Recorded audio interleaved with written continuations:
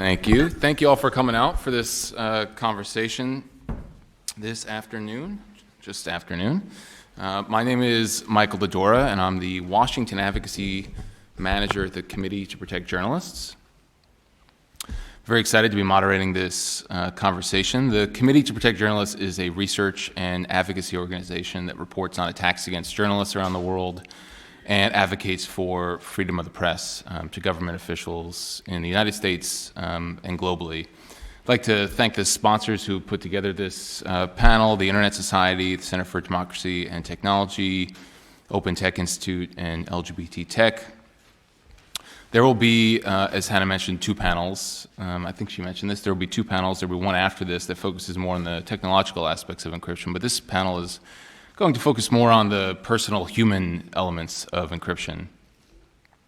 As a former journalist who's now an advocate for journalists, I'd like to just spend maybe a moment talking about why encryption is important for journalists, and then I will pass it along to our esteemed panel to provide some remarks.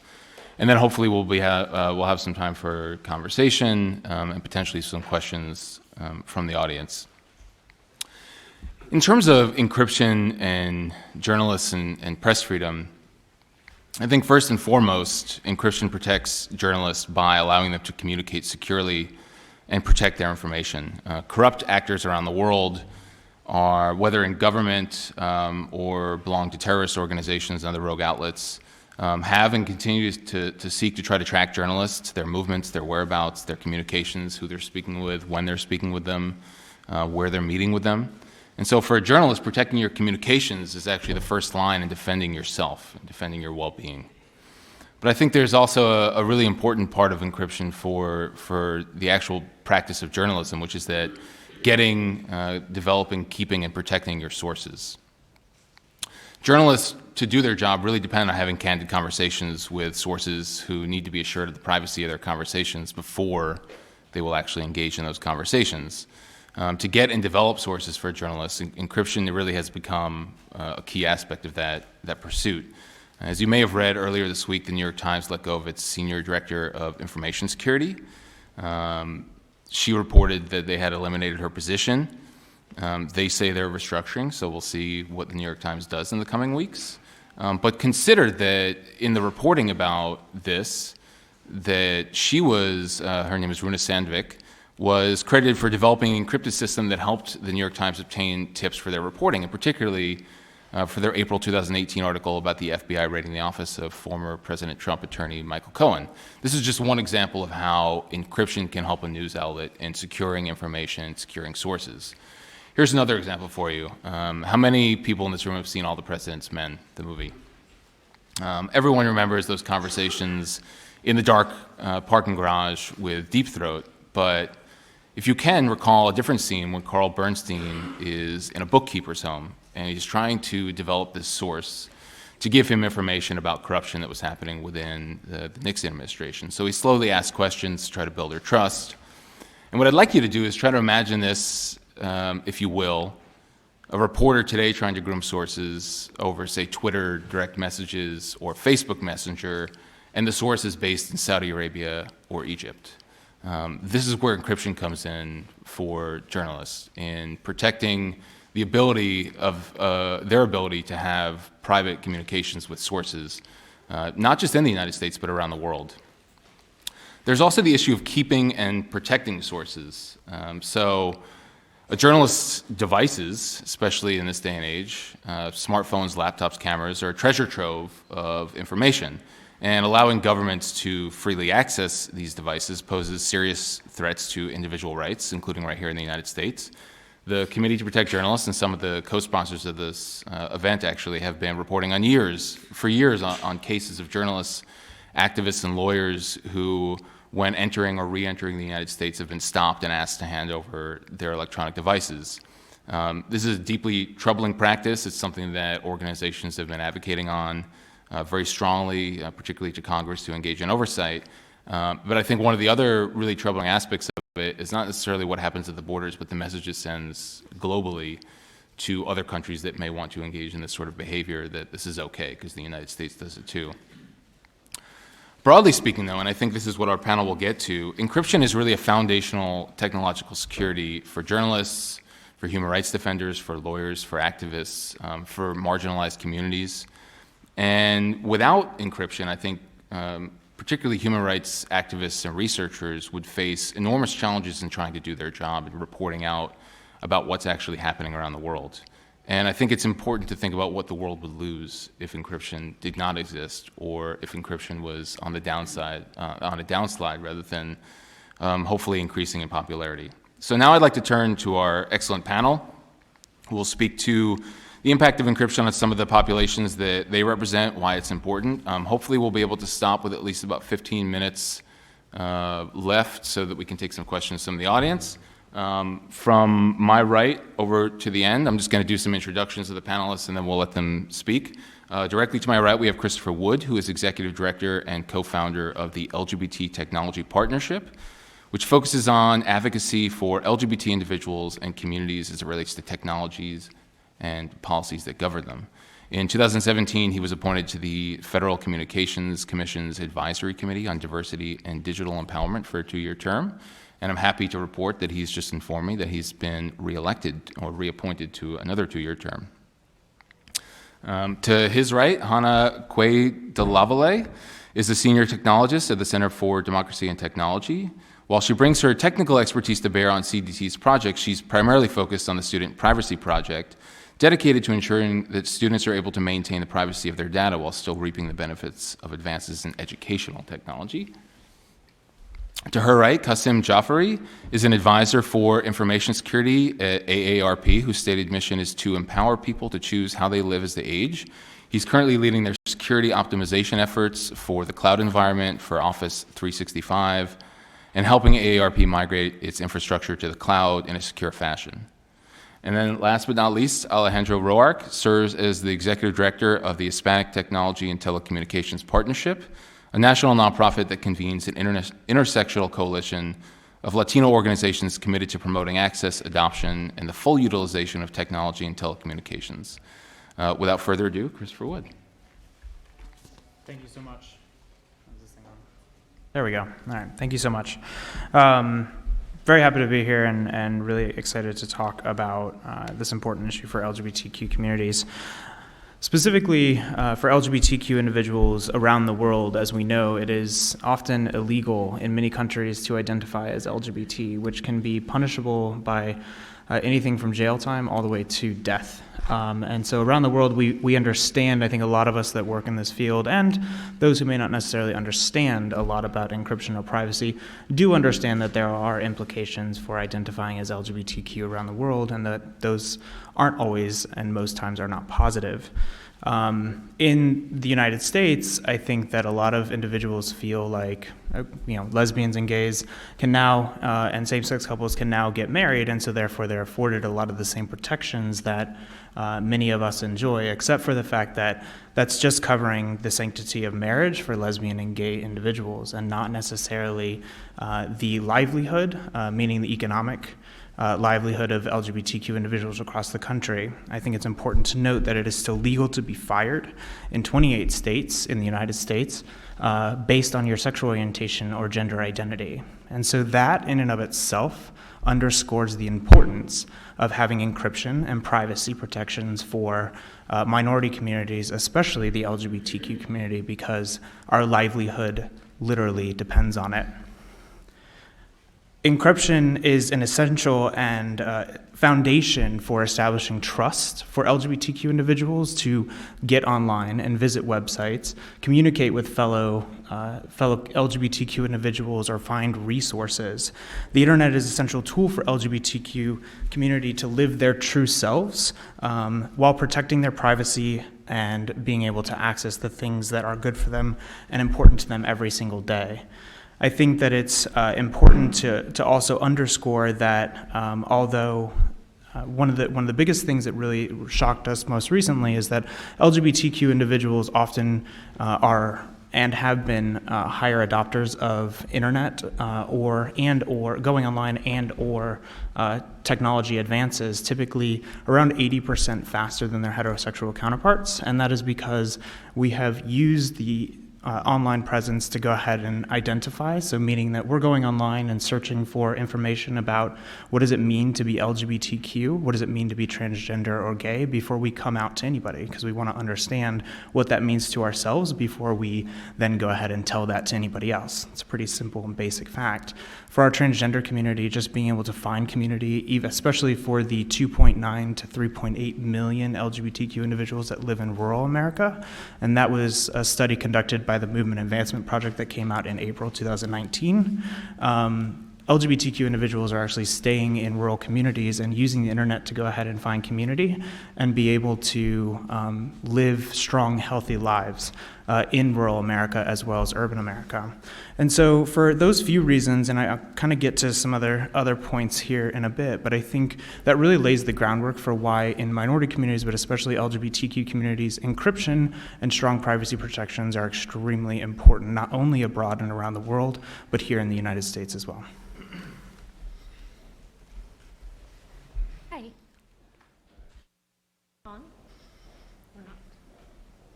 Is a mystery. Okay, there we go. I, as Michael mentioned, I work for the Center for Democracy and Technology, which is a little different than some of the other members on this panel in that we don't necessarily advocate or work with specific populations. We're more interested broadly in that the rights of all humans follow them into the digital space. And encryption is really foundational to making that happen, right? One of the things that we consistently know is the idea of being surveilled or watched creates a chilling effect, right? It impacts people's behavior. It makes them hesitant to do things like assemble with certain groups. So you can think of things like a Black Lives Matter protest or a march for science. These are things that if people understand that they're being surveilled or they're being watched, they maybe are less likely to do those things. They are less likely to speak openly about issues that affect their lives. And encryption is one of the best tools we have to give people the space and the safety to do that. And as Michael mentioned, encryption is sort of universal protection, and you have to think about that when you're thinking about the threat model of who are people protecting themselves from. And there are situations where people are protecting themselves from their own government, right? We have seen harassment of journalists and activists and lawyers at the border. And those are people who are trying to do protected First Amendment activities, right? They're trying to be journalists. They're trying to report on the things that their own government is doing. And they need to be able to do that in a way that preserves their own safety and the safety of the people they associate with and speak to. So encryption is really a foundational tool in making that happen. And it really underlies the infrastructure of the entire internet. It is really the best protection we have in terms of keeping our communications safe and sound. So it's important to keep it strong, keep it a healthy part of our internet ecosystem.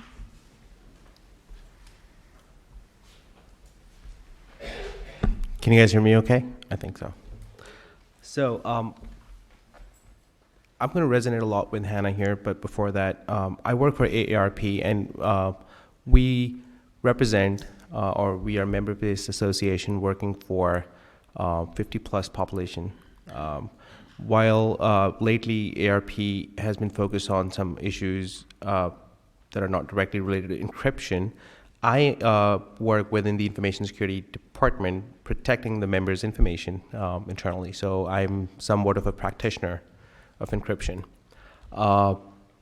I see encryption as a big tool to allow me to achieve my objectives in terms of maintaining confidentiality and protecting our members' information.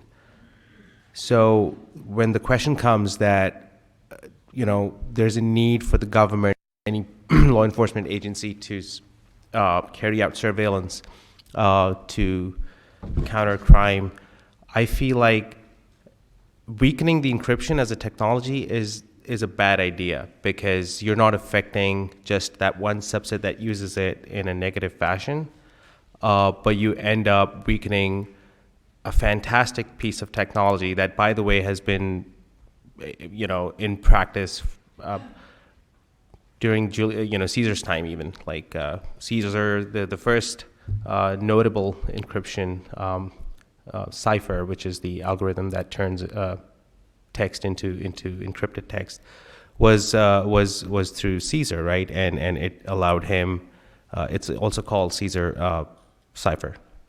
It allowed him to carry out his operations, have communication with his commanders in chief in complete privacy. So it's been practiced for so long. The other side of this whole thing is that I also understand the need for the government to somehow have a way around it. A good example is, have you guys seen the movie Imitation Game? Anybody? Right? So Alan Turing, right? Breaking the Enigma helped the Allied forces win World War II against German Nazis, right? To me, overall, encryption is that basic common sense thing that we should be using, like gun laws, right? There's a need for guns overall. It's part of your fundamental right here in the U.S., right? So the need for having common sense gun laws in order for not those bad actors use those for bad purposes is to me is equal to encryption. Also, encryption in the right hands is a fantastic tool to protect journalists, to protect the freedom of speech, but in the wrong hands can cause havoc in a well-functioning democracy. So again, I do understand both sides of this conundrum. However, I feel like government cannot ask to weaken encryption algorithms so that they can have a backdoor and right, because encryption is a mathematical formula. And if you weaken this formula, there's no guarantee that somebody else can. You cannot specify it for a subset of people to be able to do that. It applies to everybody. So you weaken the technology, and you affect the larger subset who actually are using it for good purposes than bad. So there needs to be some sort of a different approach to this in order to track people who use it for bad purposes, and you somehow need to come up with a way to just target them and not change the technology that affects the larger population. That's my stand on it. Hi, my name is Alejandro, and I am the Executive Director of Hispanic Technology and Telecommunications Partnerships. Oh, thank you. And so essentially the way that I describe it to people is that we are a CEO roundtable of 17 of the nation's largest Latino advocacy organizations that really kind of work together to ensure that there's a Latino perspective when it comes to tech policy discussions. And for us, as we kind of finish out 2019 and head into 2020, consumer privacy really is top of mind for us and one of our kind of core priorities. And so I think that encryption is a really kind of important tool within that consumer privacy toolbox that'll help keep our communities safe. I think that as we kind of dive into this conversation, it's important to kind of, the way that I kind of think about it is this, I kind of want to start by kind of breaking down the false dichotomy that there's a security versus privacy, and that and really what I mean by that is that we should stop all attempts to access encrypted data, or that law enforcement is somehow completely unable to protect the public interest unless it has access to encrypted data, right? I think that it's important for us to kind of scope their access and also understand the role that encryption and security really kind of should be and is an important kind of fail-safe to be considered as a way to protect people from oppressive state actors. So essentially, I think encryption for us really provides a crucial check on the government's ability to invade and criminalize the private and political lives of marginalized communities like Latinos and people of color. And so that really is kind of where my jumping off point is to the conversation, and would love to kind of excited to be here. And thank you for bringing diverse voices together to speak on this issue. So thank you. Thank you. Turn that back on. Thank you for those comments. I think that will form the basis of a really interesting conversation. Like I said, hopefully we'll have some time for questions. I wanted to start out by asking the panelists to speak just a little bit more to how encryption protects people, and particularly the kind of everyday person in their interactions with the digital world. I know that right now people in this room are live tweeting the event. I think that we're live streaming the event. Folks are walking around these hallways on Facebook and other social media platforms and communicating with people around the world on a day-to-day. Why is it that encryption is so important to them? And are there ways in which they don't even realize encryption impacts their everyday lives? Chris, I know that you spoke a little bit to some of the experiences of LGBTQ people. But I think this probably applies much more broadly than that as well.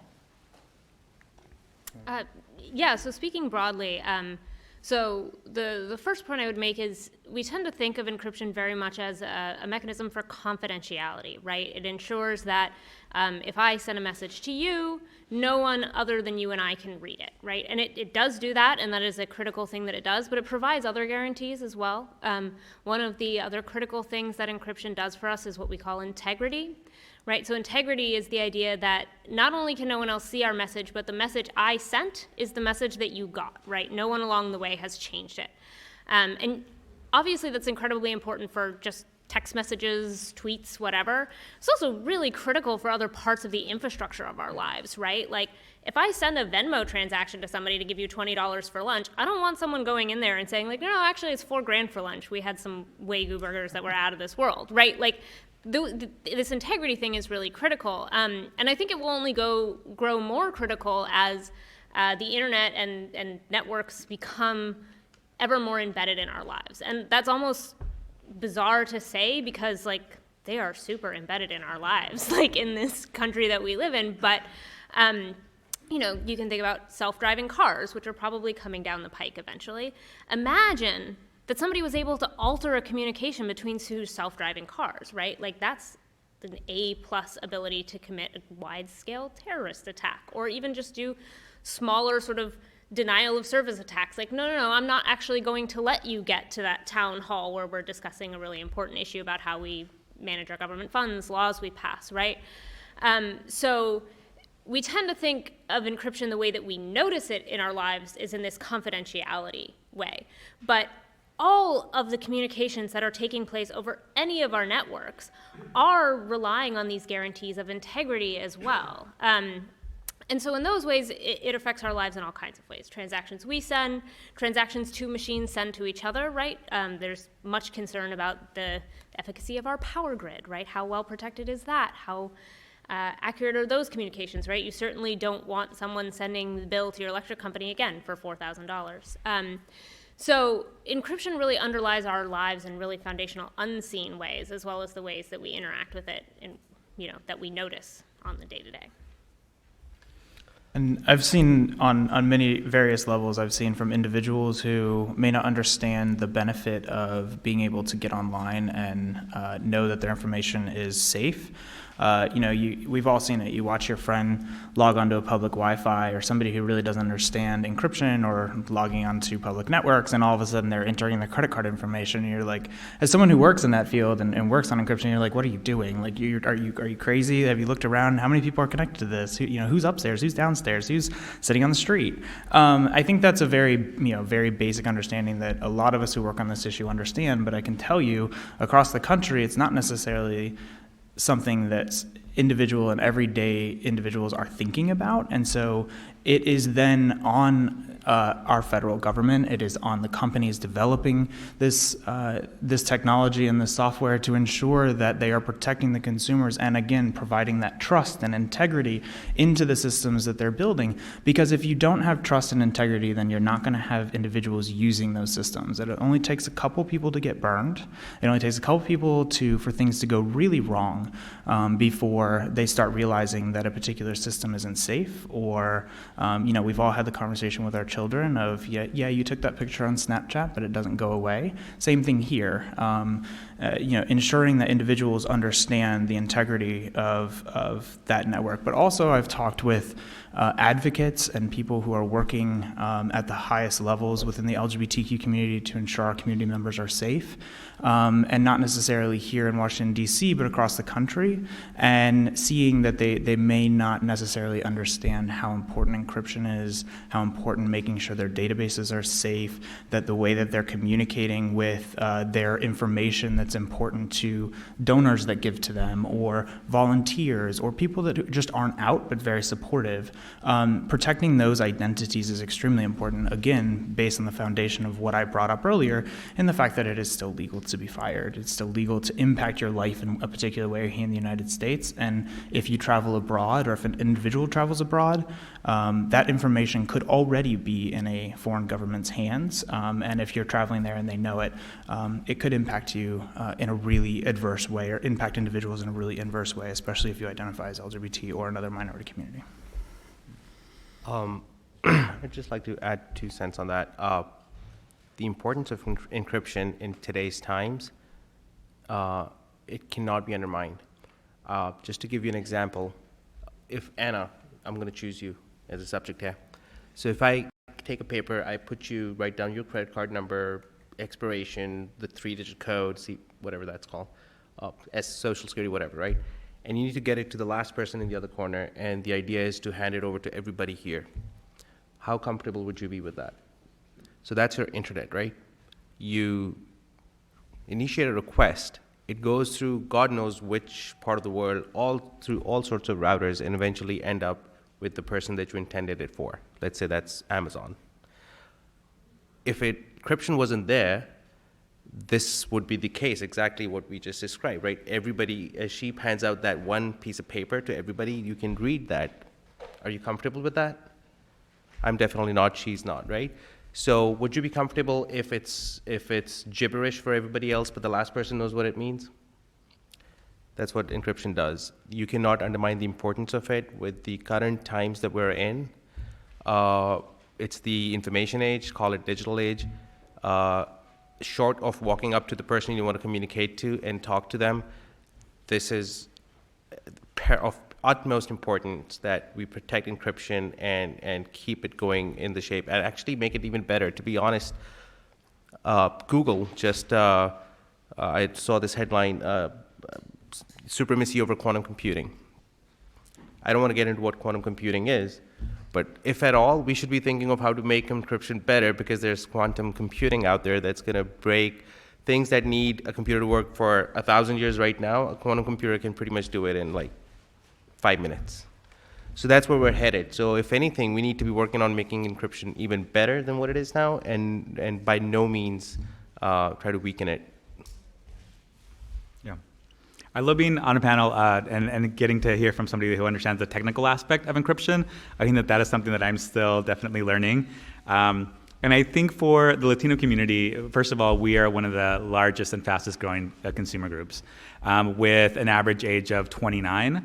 And we tend to be a mobile-first community. So that means that we are actively kind of producing and storing a lot of sensitive information on our mobile devices. And so I think that I kind of wanted to share and illustrate a little bit of how kind of like the Latino community is essentially being surveyed by the government today, and how encryption can kind of help mitigate that risk. So I mean, essentially last month, for instance, there was a Virginia-based intelligence company that used Facebook data to compile details for more than 600 protesters against family separation. This information was then sent internally to the Department of Homeland Security, who was sent to the FBI. It was distributed to national fusion centers, and these centers essentially are kind of that conduit that share information among federal, state, local, and tribal law enforcement agencies, as well as the private sector.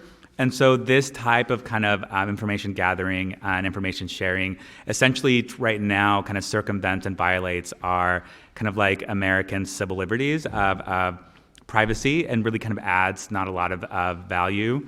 DHS, the Customs and Border Protection, drew on Facebook data to create kind of dossiers on lawyers, journalists, advocates, many of them who are U.S. citizens, providing services to document the situation at the southern border.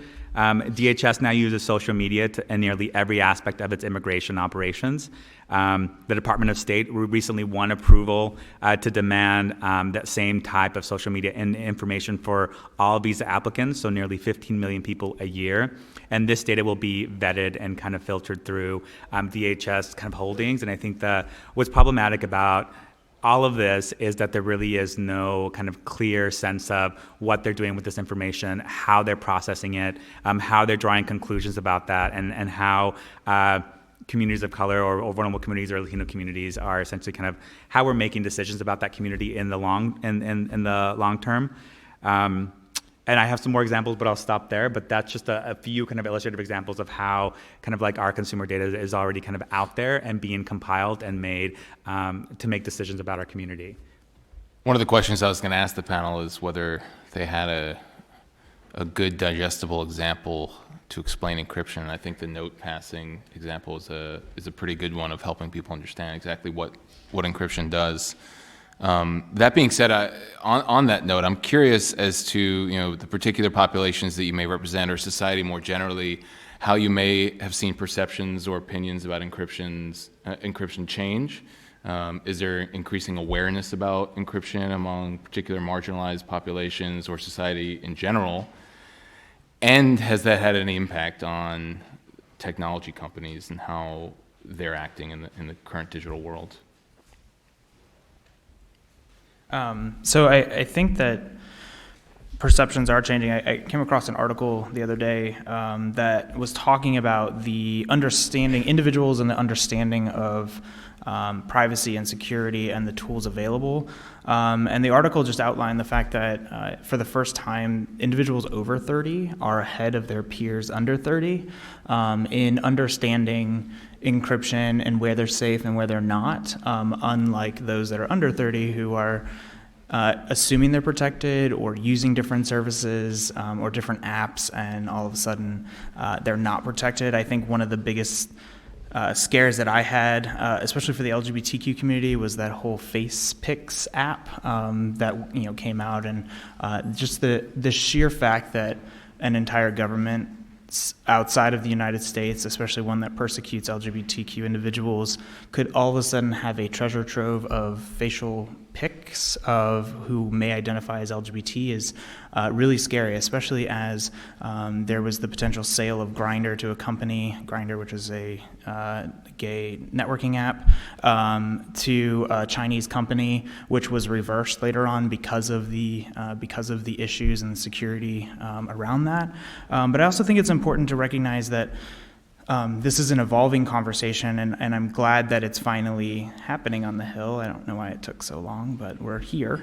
But also recognizing that just the other day, former FBI General Counsel Jim Baker released an entire outline, basically rethinking his stance on encryption. He was the general counsel that was working very hard to get particular phones unlocked and has since reversed that, and is understanding that encryption is important. It's important to our society, and he specifically has called out that Attorney General Barr, his point on that is not correct, and that we are actually in an exceptionally dangerous, unacceptable, and the status quo is unacceptable, dangerous, and only getting worse. And the rest of the world has already woken up to the fact that this is a threat, and the United States needs to move from this being a threat and debating how we tackle it, to starting to talk about how do we actually address it. So I think it's important to realize that people, even individuals who have worked around encryption for a long time, are changing their stance, and that's really, really important, and we need to keep having these conversations and start doing something about it, because communities like the LGBTQ community and other minority communities are heavily impacted.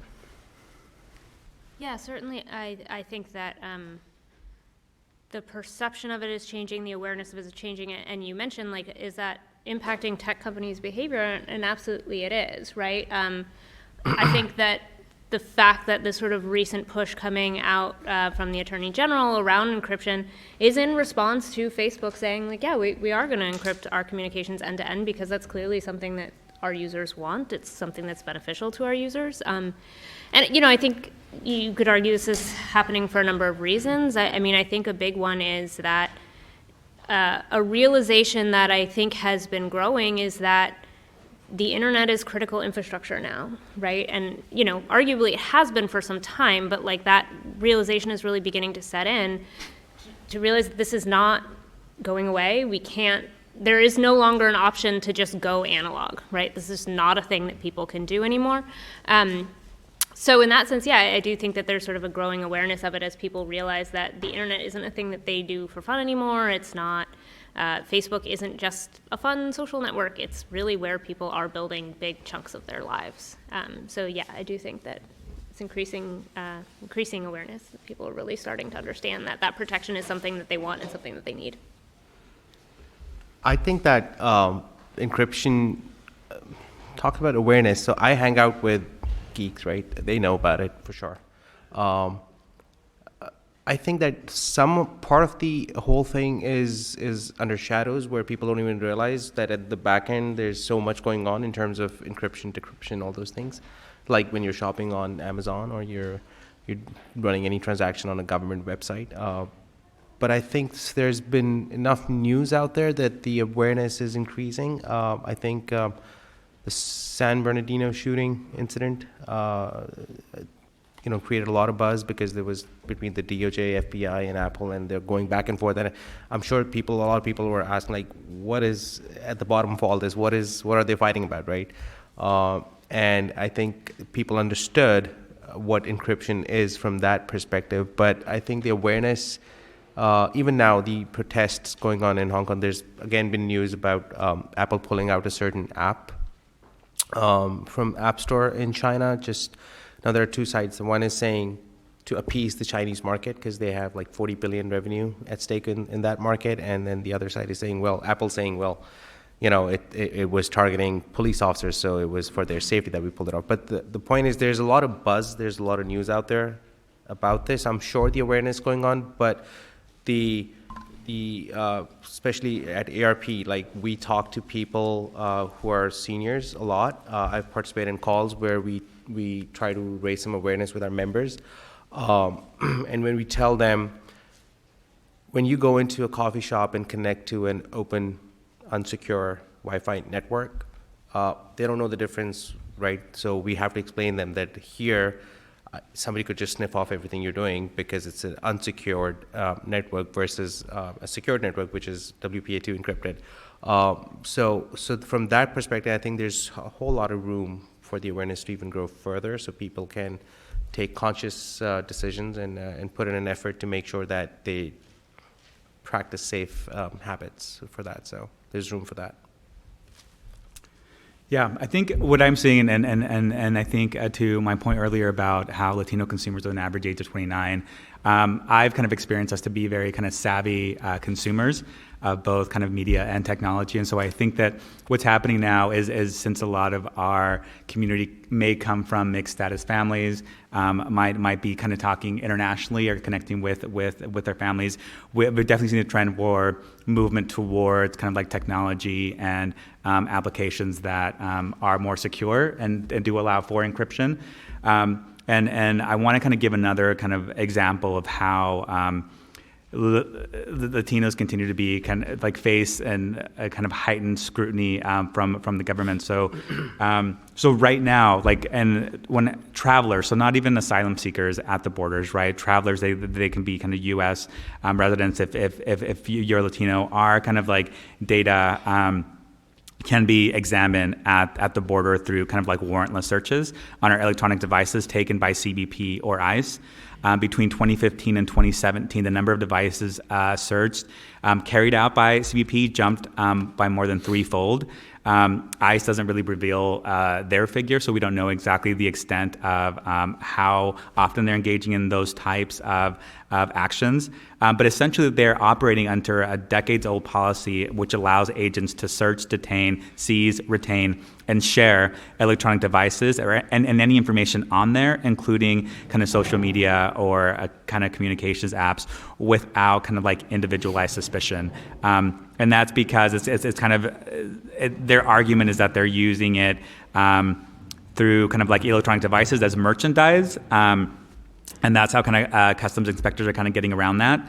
But we know that even just that action, right, is out of step with the Supreme Court, who recently recognized that treating the search of cell phones as identical to the search of kind of like a wallet or purse.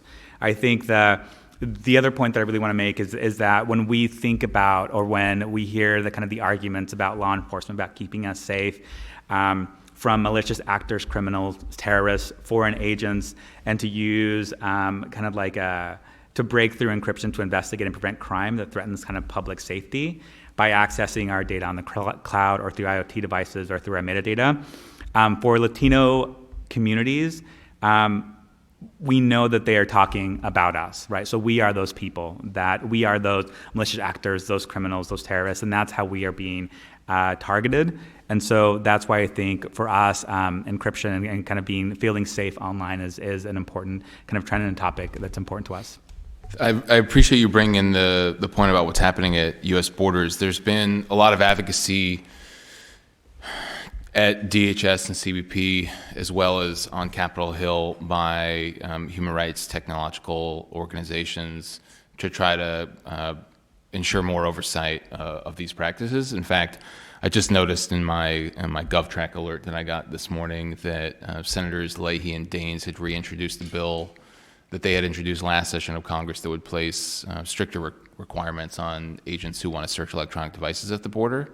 There actually was a bill in the last session of Congress by Senators Wyden and Paul that would mandate a warrant to engage in those searches at the borders. I don't believe that bill has been reintroduced, but just wanted to note it as part of the relevant conversation. And it actually relates to my follow-up question, which is the role of a government in encryption. First, what is the role of the U.S. government or any government in protecting encryption? Is it to simply allow technological companies to ensure encryption and not try to access those things? Is it to actually engage in efforts themselves to advance encryption? And as a kind of corollary question, where is the U.S. situated globally right now on encryption? Is the U.S. federal government doing a pretty good job of encryption? Are there a lot of problems? Is Congress actually ensuring that there's been good oversight on these encryption issues? Is there more that can be done? That's a lot to chew on, but anyone who wants to take those litany of questions first. I'll start with one of what I think is the easier questions in there, although suffocate. Dibs. What is the role of a government in encryption? I think if anything, the role should be to support the development of stronger, more effective encryption, and they have done that to some extent. I mean, NIST is very engaged in building out encryption standards. So that, frankly, I think is the role that should exist, right? I don't know that mandating encryption makes a lot of sense, but certainly weakening it makes substantially less sense. So yeah, that's sort of from my sense. I think that oversight, depending on what we're talking oversight of, I don't have a ton of faith in the process of oversight for something like the exceptional access we've heard discussed. I think governments historically, the U.S. included, and particularly a lot of local governments, haven't done a great job of oversight of other types of resources that the government has access, particularly law enforcement. Like you think about, there's lots and lots of evidence of law enforcement access to criminal databases for personal needs. And so given that, I don't have a lot of faith in that oversight. And I think that's really important, because another a vulnerable community that we haven't talked about today is victims of domestic violence, who also rely really heavily on encryption to protect their electronic lives, because that is a way that a lot of abusers sort of worm their way into their victims' lives. And law enforcement is strongly overrepresented in the group of people who are domestic abusers. There's data that shows they are 2 to 4 times more likely than the average population to exhibit domestic abuse. And so in that case, that would be a case where, given the poor track record of oversight, that would be a really catastrophic impact towards that community. Thank you. Any other comments? I think I've made my point in the previous questions also. If anything, the U.S. government needs to be supporting it, making it, working to make it even better and more effective. Where does U.S. stand in terms of laws? That's not my field of expertise, but and I'm not equating privacy to encryption, but encryption has some role in privacy. I do know that U.S. is the furthest behind when it comes to privacy laws. Way behind Europe. Europe has had GDPR for the longest time, and now it has implications here too. So some companies are ramping up. California passed the California Privacy Act, which could end up being a model to be replicated in other states and maybe at some point at the federal level. But it also has implications. So any company serving customers from California need to comply with that. So I think things are moving, but again, it's not part of my expertise per se in terms of policy making. So what's going on that side, but that's a little bit that I know that they're doing. But yeah, my stand is, U.S. government, you got to make it even better, support it. Don't even think about weakening it by any means. That's not an option. Yeah, and I will echo that. So better encryption, all for that. And I also think that any kind of encryption policies need to be thoughtful of how we're prioritizing the needs of law enforcement, access to encrypted data, how that access can have disparate impact on vulnerable communities and communities of color. And I think it's important to ensure that any policy kind of like has clear kind of language that ensures that we are not undermining kind of our American values of equality, openness, and privacy. I think specifically when it comes to government access to sensitive data, I think that any proposal should kind of increase, in order to do that, they should address kind of like a process and infrastructure and supported by kind of policy. So that answers questions like how would this request for data be authenticated, right? What would be the roles of the various actors within the tech system, right? How would the information be delivered? What kinds of legal duties would law enforcement have to satisfy in order to request our data? And what are the oversight expectations, which I think are questions at this moment that we don't have a regulatory framework for yet. But I think that as I kind of process the conversation and along with our kind of coalition partners, those are the questions that we really want to see some integrated into the policy-making process.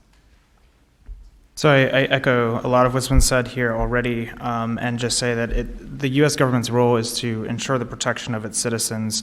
For sure, do they need to be directly involved in the creation of this? I don't believe so, but I think that also I want to add one more layer to that, is that companies need to be working together, and if there are encryption methods or encryption technologies being put together, that one isn't circumventing the other, because there are particular laws for, let's say, ISPs that need, where they have to report child predators or underage child pornography. They're required to make sure that the government is aware of those and make sure that that doesn't happen. But if there's different technologies that might interfere with each other, then that becomes a problem, and therefore that's an example of where we are upgrading technology, but the upgrade in the technology is actually weakening the encryption. So we need to make sure not only is the federal government supportive, but also that companies are working together to strengthen encryption and not weaken it.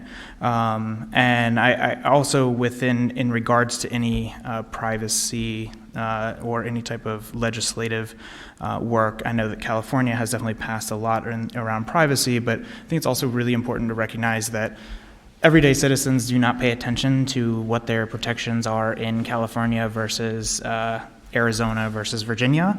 And so when they travel from one to the other, they think they're equally protected. And so therefore it is even more of an onus on the government to pass any type of federal legislation and not have a patchwork of laws. That's not going to work for our citizens. They don't pay attention to it. And our job is to make sure, Congress's job is to make sure that the U.S. citizens are protected. And the way they can help do that is by passing any federal legislation and being supportive of the technologies being produced.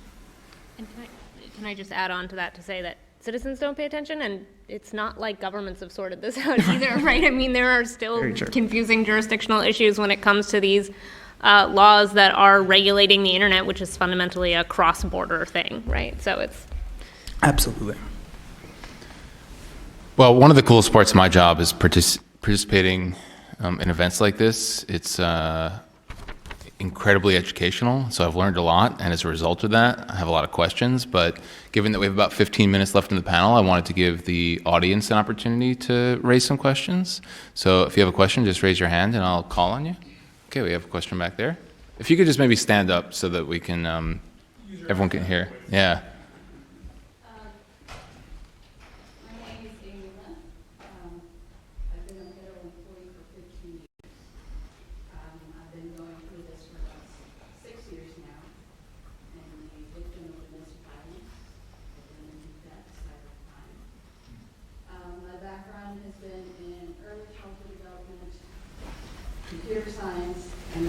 in computer science.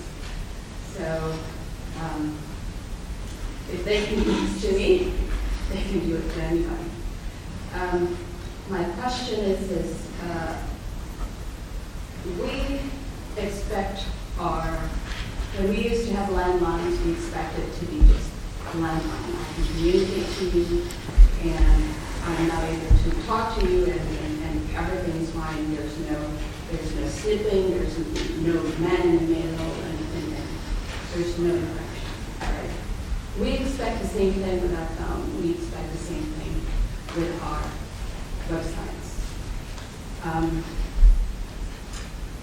One of the ways that they're able to manipulate and take over, control over every single account that I have is one, well, we as a citizen, we don't have a government-issued email. However, everywhere we go, it has to be tied to an email.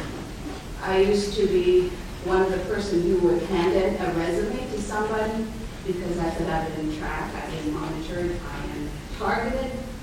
The only way I can do this is to give you and hand you a resume. And they said, no, we can't accept it, you have to go through online. Anyway, my point is, there are industries that are making billions of dollars by going through one email and associating that one email for one phone, for one social security number to 300 online accounts. That is your bank account, that is your social, that is your library account, that's your EasyPass, that's your everything. 300 accounts. Once they tampered in and broken into that one email account, they're now able to access those 300 accounts. That's one thing. Now, I, as a U.S. citizen, don't have the billions of dollars that industries, governments have at their disposal to secure my home network, my device. So think about that. That's every phone, every device. It's 350 million users, 350 million minutes. That's just in this country. You talk about encryption.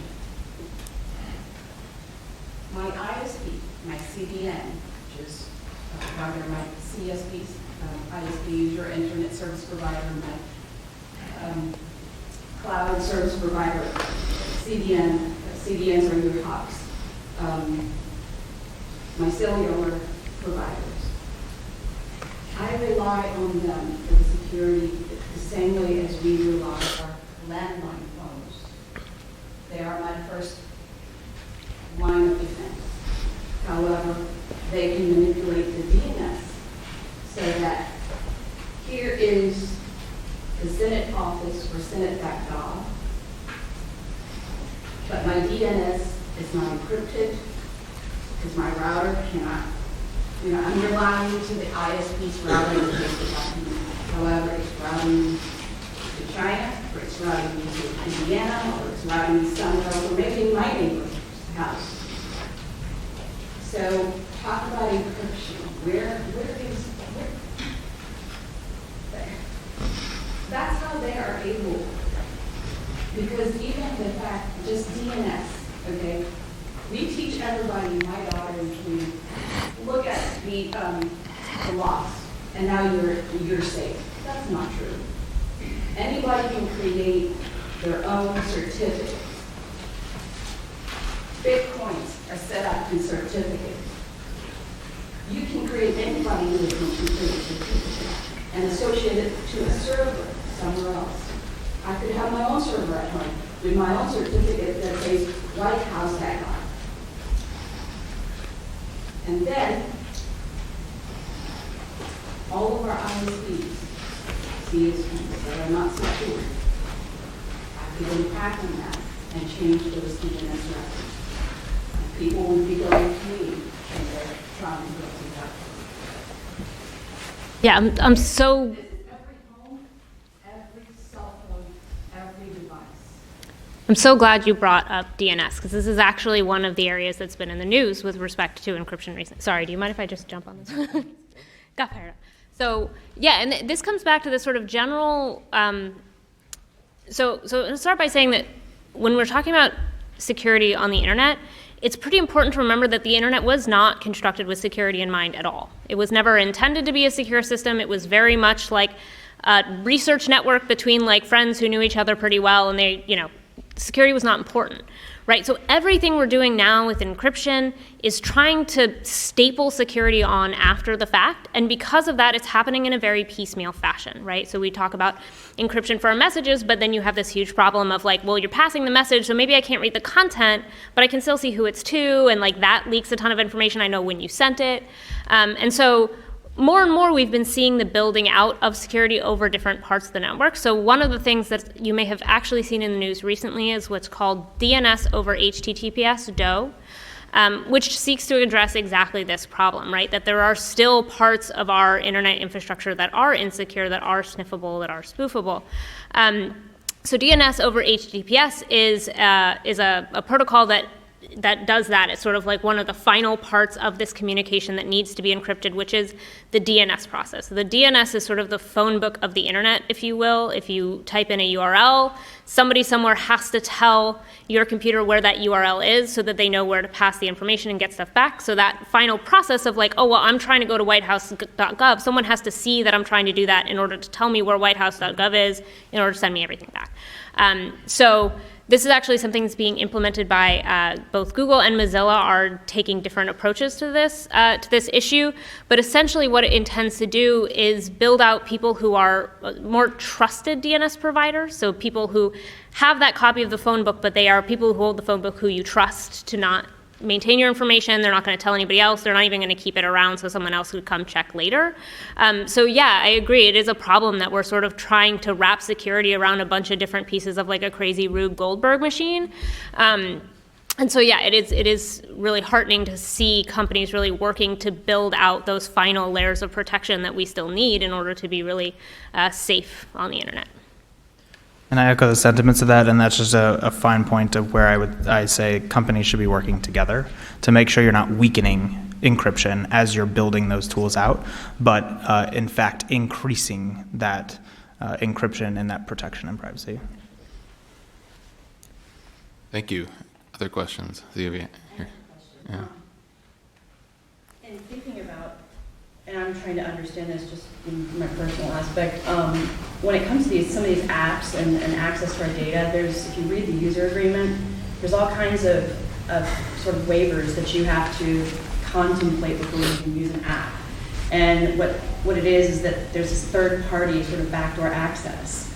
And it's always concerned me because I'm like, well, who are these third parties? What purpose do they access this app? What information are they accessing? And they always give you just a general sort of flyover one term for the entire thing, but I'm like, I don't know who these third-party developers are. Does encryption sort of as it is now in its nature limiting that third-party access, or when they open up that access to an app or user's information within that app, are they encrypting certain aspects of it or only opening up certain doors? I'm not as tech savvy enough to understand or visualize even like how third-party access works, but I feel like I don't understand, even reading the user agreement, how much access they have, what access they have, and can you turn it on and off? Does encryption limit what they can access? I mean, what is encryption doing for third-party access? So just to repeat the question for those on the live stream, it was about those user agreements that you sometimes read on smartphone apps or social media platforms about third-party access and whether or not encryption is limiting the extent of those third parties to access your information. Especially developers, because I know developers, they get a certain amount of information, and I don't know if it's user or just code or what. So in short, when you accept that agreement, encryption is not protecting your data there. You are choosing to share that data with them. Now, exactly what data are they have access to? Sometimes when you add apps into Facebook or integrate with Facebook, it clearly tells that it's going to get access to your friends, your likes, your dislikes, all those things. That encryption does not help there. So right now, if it's an app on your phone, so let me tell you this. There are two things about encryption. Encryption at rest and encryption in transit. Encryption is REST is right now any photo that's in your phone is in an encrypted format. If I was to steal your phone and I didn't have your password, which would be the encryption key, I cannot see those photos. Those are garbled pieces of binary information for me, right? However, encryption in transit is when you choose to share something over a network, may that be internet. Now your phone decrypts it and then pushes it out into the internet. Unless and until you don't encrypt it in transit, it's going in its original form to whoever you're sending it to. So it's just that the encryption is really just covering the network aspect of Encryption can be applied in transit, but what I'm saying is when you grant access to third parties to whatever data, as soon as it leaves your phone, it gets to them unencrypted because your phone has already decrypted it before it pushed it out because there's no encryption being applied. And I'm trying to oversimplify this. There's more into it. But to understand, and even if it was encrypted in transit, they would have agreements with Facebook to share those keys so that they could decrypt it. So it doesn't matter if it... keys are very broad. They can't actually tailor those keys to where... So absolutely they can, actually. So that's true, but that's going to come down to what are sort of our implementation details, right? So there's a question of what's possible versus a question of what's actually happening, right? So that encryption at rest versus encryption in transit are pieces of encryption that are happening maybe separately, but they're not mutually exclusive, right? So when we say that what's encrypted on your phone at rest is sort of what the password on your phone is doing. Someone would have to have my actual phone and be able to access it over a network. Yes, and they would have to have your password because your password is actually part of the encryption key, right? So the encryption key is just a number or a string that you're essentially going to do a certain kind of math that's going to hide this thing. So your phone has one encryption key. When you communicate with Facebook, that's a different set of encryption keys, right?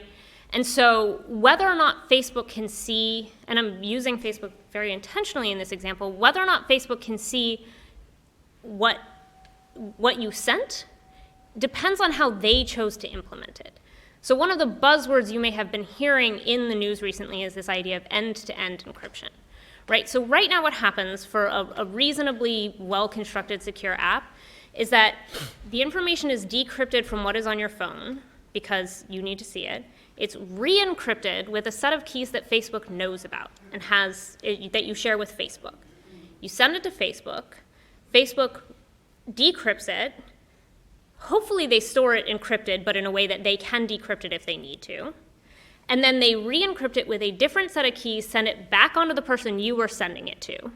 So those two people can now see it. So you can see it, Facebook can see it, and the person you sent it to can see it, right? But if they've done it well, which we hope they have, no one along any of those paths can see it. So it's not just traveling through the world in clear text, hopefully. So once it goes to Facebook, though, it's not getting Yes. sent to a third-party developer? So it can, because Facebook can decrypt it right now, and that's what that agreement is they're going to share it with other I'm people. concerned that the U.S. government, for a reason not other than like Fourth Amendment triggering issues, becomes that third party. And then the federal government, through some initiative or whatever, or a funding mechanism, suddenly has access to that user data and, under the auspice of, oh, well, we want to make sure that we aren't disparately impacting, We are safe. minorities or whatever, but really what's happening is you've given access to the federal government as a third-party developer, and then you can't unring that bell unless you have something that... So that's where the idea of what's called end-to-end encryption comes in, which is a term we're hearing more and companies are moving towards developing, which is that Facebook doesn't even have the key, right? So now you and I have a key that we share together so we can pass information back and forth. And Facebook is literally just, as they say, a dumb pipe. They don't have the keys necessary to decrypt this. That's not the case right now, right? It's the case with some, that's why people use Signal, right? Because it does actually provide that. Signal can't see your messages that you send on Signal. Facebook can, because that's the way they've chosen to implement it, and frankly, they make a lot of money off of having implemented it that way. But they are starting to talk about making certain parts of their platform end-to-end, right? So Facebook Messenger, they're talking about, but that is not going to be the case with the stuff that's on your wall, right? That stuff, even if it's, protected to some different degree of publicness, probably is not, they're not working on building that technology out, but it is technically possible. It's just Facebook hasn't chosen to do it. And yes. Once I started putting messengers or attaching messengers to things like Facebook, I immediately withdrew and was like, I don't like the idea. I just don't like it. I don't know who these third parties are. And it's one thing to be able to target me as a consumer, but they really don't need to know what I'm texting. And so that's kind of, so it sounds to me like the sort of encryption model isn't. Yeah, It's just so one of the tools that we have. so Yeah, but- yeah. Figure it out, And- but we don't know for sure, which is where the federal framework comes in to maybe create the rules to create parameters in which they Exactly. operate. But I think you've hit on something really important, and the fact is that you're talking about rules and the legislative body creating something that would help that. But the other side of this is standards, and this really goes to the human element of this. And I've often brought up the example of like when washing machines first came out, how big was that manual? I'm literally trying to get my hands on an original washing machine manual because I would love to bring it to things like this, but it was huge. Now when you go to Europe, you look at the tags on the back of your shirt and they just have symbols. So that's a very overgeneralization. Are we even near just having symbols for privacy and encryption and and security on the internet? No, we are not. But that is where the legislative rules, both internationally and nationally, can come together with a set of standards that is set by society overall to create what we know as this symbol means, or this these few words mean that this is the way this encryption works. And so it creates that trust and integrity in the network and the encryption without having to understand it all. Because if you ask 99%, probably anyone outside this room, they don't understand or are not afraid of necessarily how their information is going back and forth because they don't understand it. Is that where quantum computing is sort of coming in, is where that encryption is, so it would take everybody else's sort of technology so much longer to crack it. That's where is that kind of that comes full circle with the quantum computing aspect? Yeah, so quantum computing enables people to do, there are two kinds of encryption for general purposes. There's symmetric key and asymmetric key. It's not super important to get into that, but most messaging is done with an asymmetric key style. Quantum computing makes that much, much easier to break. It's important to bear in mind the caveat that easier to break means like we don't have to wait for the heat death of the universe anymore. It's going to take like 10 years, right? So like it's not as though quantum computers, were probably a decade off from like functional quantum computers anyway, but even when they come around, we're not talking in the near future about being able to decrypt messages at scale. That's not the situation. It's still going to be, it's going to take you 10 years, 15 years to decrypt a message of a like reasonable size. So it is, obviously should be on our radars, but that sort of broad scale, just like encryption is done and out the window, isn't coming down the pike in anytime particularly soon. Well, yeah, go Can I ahead. just say one quick thing? Encryption is, when you talk about cybersecurity overall, encryption is not your golden key. It's not your silver bullet that's going to solve everything. It's a component of it. So don't think of encryption as something that I'm encrypted and I'm all secure. No, the problem with encryption is it has a key to encrypt information, but it also has a key to decrypt information. So it's not a silver bullet, but it used right in conjunction with some of the other technologies available to us. You have to get to that super secure state, which is also a myth. Nothing is ever super secure, but I'm just saying, don't think of, from my talk, I don't want people to take away that encryption is, if you're encrypted, you're all safe online. No, there's much more to One that. piece. Yeah. Well, thank you. Unfortunately, I do have to wrap up the panel, but fortunately, we've been able to spend the last hour and 15 minutes or so having a really enlightening conversation about the human impact and element of encryption. I think we'll take just a minute or two to reset and then start our second panel. Thanks again to the sponsors and to our great panelists.